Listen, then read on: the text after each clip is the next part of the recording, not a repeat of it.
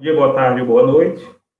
Sou o professor Edilson Marinho, professor de vocês da disciplina de desenho técnico, e vamos dar início hoje o nosso módulo de desenho técnico, que consta a geometria descritiva, certo? Então, a gente já falou isso em aulas presenciais, mas eu vou estar repetindo todas aquelas aulas novamente, para que vocês retornem, certo? Aos poucos aí ao ritmo de estudos, né, de vocês aí. Dado a condição da pandemia, esse aqui é o que eu estou podendo fazer no momento para poder estar irrigando as suas mentes do ponto de vista de conhecimento, certo? Então, vamos lá. Então, a disciplina é geometria descritiva e essa primeira aula é a introdução, certo? O objetivo geral é apresentar os aspectos introdutórios da geometria descritiva, bem como o histórico, os conceitos básicos, sistema de projeção e o método de dupla projeção de Monge, né? Vamos falar sobre isso. Então, primeiramente, os conceitos da geometria descritiva constituem a base do desenho técnico, onde se inclui o desenho arquitetônico, o desenho industrial, o desenho mecânico e o desenho topográfico. Tudo a ver com o nosso objeto da disciplina, né? Desenho técnico. Claro que hoje o nosso desenho está mais voltado para uma concepção de CAD, certo? Tendo em vista que nós temos hoje aparatos tecnológicos que garantam que a gente consiga fazer desenhos e projeções no computador.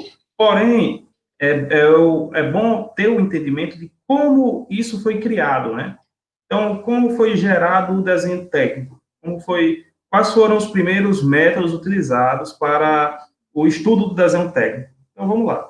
Ainda que esses conceitos já fossem abordados intuitivamente desde a antiguidade, as bases da geometria descritiva foram criadas no final do século XVIII, pelo matemático francês Gaspard Monge. Então, Gaspard Monge, ele desenvolveu esse método.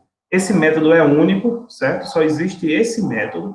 E durante todos esses anos, nada foi acrescido, certo? Ou seja, Gaspar Monge conseguiu desenvolver um método que perdura durante anos, certo? Durante séculos, e que é fechado, ou seja, a gente estuda Gaspar Monge, certo? Na geometria descritiva, somente. Então, Gaspar Monge, ele teve a ilustre concepção, né? O pensamento que faz o seguinte: como é que eu vou representar um desenho em 3 dimensões numa folha de 2 dimensões? Então, aí é que está o pensamento do Gaspar Monge.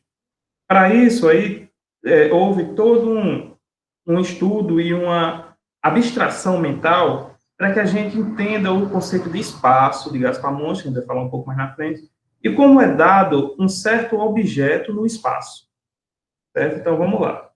A geometria é um ramo da matemática e pode ser definida como a ciência que investiga as formas e as dimensões das figuras existentes na natureza.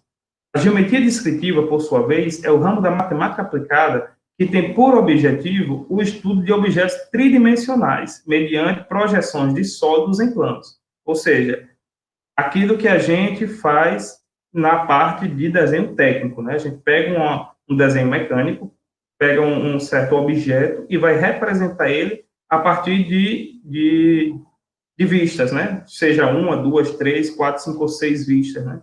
A depender. Geralmente a gente utiliza três, né? Os elementos fundamentais da geometria são o ponto, a reta e o plano. Então, a gente vai estudar a geometria descritiva no ponto, na reta e o plano. O ponto é o elemento mais simples, pois não possui forma nem dimensão. Contudo, a partir do ponto é possível obter-se qualquer outra forma geométrica. Então, se a gente for ver a concepção de uma reta nasce de inúmeros pontos, vários pontos, né, ligados entre si, certo? E o plano nasce de inúmeras retas, certo? Já o sistema de projeção, o conceito pode ser entendido como a utilização de exemplos do cotidiano, uma vez que se trata de um fenômeno físico que ocorre na natureza e que pode ser reproduzido pelo ser humano. Ou seja, um sistema de projeção é constituído por 5 elementos, certo? Então, nós temos o objeto ou ponto objetivo, certo? Nós temos a projeção, nós temos o centro de projeção, nós temos a projetante, certo? E nós temos o plano de projeção. Nesse caso, nesse exemplo, nós temos uma projeção cônica, né? Que vai ter um centro de projeção, mas nem todos têm esse centro de projeção, certo? O que é importante a gente saber qual é o objeto, ou o ponto objetivo, né? Ou seja, qual é o ponto que a gente vai representar, a projeção dele e a projetante, né? E, claro, o plano de projeção em si. Então, nós temos aí sistema de projeções cônicos, cilíndricas oblíquas e cilíndricas ortogonais, que esses cilíndricas ortogonais é tema do nosso estudo, né? A gente vai voltar mais para esse tipo de projeção, certo? Lá na parte de desenho técnico, as projeções ortogonais, para a gente poder representar as figuras de 3 dimensões em um plano de 2 dimensões, né? Então, vamos lá. O sistema de projeção, quando o centro de projeção é situado a uma distância finita do objeto, ou seja, o O aqui, ó, o centro de projeção, as projetantes são divergentes. Então, essas projetantes se divergem, dando origem à chamada projeção cônica ou central. Então, esse tipo de projeção aqui é considerada projeção cônica ou central, ou seja, você tem a divergência das projetantes e um centro de projeção finito. Já quando você tem um centro de projeção que está localizado a uma distância infinita de objetos, as projetantes são paralelas entre si. E, nesse caso, tem-se uma projeção cilíndrica ou plana. Então, as projetantes são paralelas entre si, certo? E o centro de projeção, ele está num ponto infinito. Certo? Ou seja, eles só vão se tocar, as projetantes só vão se tocar lá no infinito. Nós temos uma projeção cilíndrica ou paralela. Já quando a direção das projetantes é perpendicular ao plano de projeção, certo? Ou seja, paralelas elas são, mas elas têm que ser paralelas e perpendiculares ao plano de projeção, certo? E o seu centro de projeção é infinito, nós temos as projeções ortogonais, certo? Que é o tema que a gente vai estudar aqui mais adentro, né? A gente vai adentrar melhor sobre isso. Então, como a gente falou aí, as projeções cônicas, oblíquas e ortogonais, para a gente ter essa visão, certo? E no sistema de projeções cônicas, as dimensões da projeção não correspondem às dimensões reais do objeto. Importante entender isso. Ou seja, o objeto não é representado em verdadeira grandeza, certo? Já nas projeções cônicas, o objeto não é representado na verdadeira grandeza. Ou seja, a dimensão do projeto, do plano, né, é diferente da dimensão do objeto real. No sistema de projeções cilíndricas oblíquas, o objeto é representado em verdadeira grandeza, mas como o ângulo das projetantes com o plano de projeção pode assumir qualquer valor, a projeção pode localizar em muitas posições diferentes. Então, nas projeções cilíndricas oblíquas, embora ele tenha a mesma dimensão do objeto, ele pode estar representado em diferentes ângulos, certo? Já a projeção ortogonal, o objeto também é representado em verdadeira grandeza, ou seja, as dimensões do objeto é igual às dimensões do projeto. Além disso, há somente uma posição em que o objeto pode se localizar, uma vez que as projetantes só podem assumir uma direção. Então, ela sempre vai estar ortogonal, certo, à peça.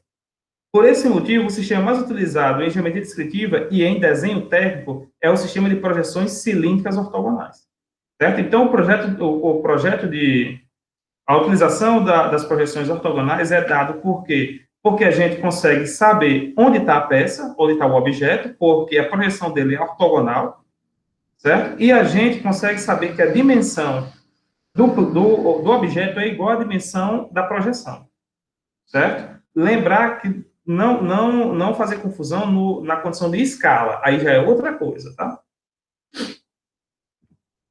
Então o Gaspar Monge, ele teve esse desafio, né? Ele pensou o seguinte: como é que eu vou pegar um objeto 3D e representar num plano, certo? 2D, né?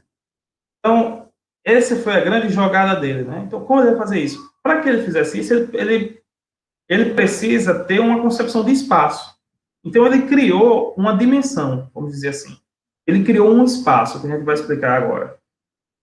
Para se definir a forma e a posição de um objeto no espaço de forma satisfatória, utilizando-se um sistema de projeções, uma projeção não é suficiente, certo? Então, para você ter uma projeção num plano, você tem que ter pelo menos quantas dimensões? Duas, né?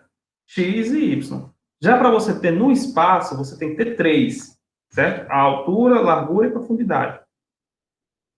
Assim, na geometria descritiva clássica, são utilizados dois pontos de projeção para se representar um objeto, sendo que o sistema de projeção adotado é o sistema de projeções cilíndricas ortogonais. O método da dupla projeção de Monge, no qual toda a geometria descritiva clássica está baseada, consiste em se determinar duas projeções ortogonais do objeto sobre dois planos perpendiculares entre si, o plano horizontal e o plano vertical. Certo? Vamos entender melhor isso aqui. Vamos deixar para uma próxima aula, para não ficar com muito tempo de aula, certo? Já tem aí algum tempo, então eu vou tá parando aqui e a gente retorna com a parte 2, onde a gente parou, né, com o plano.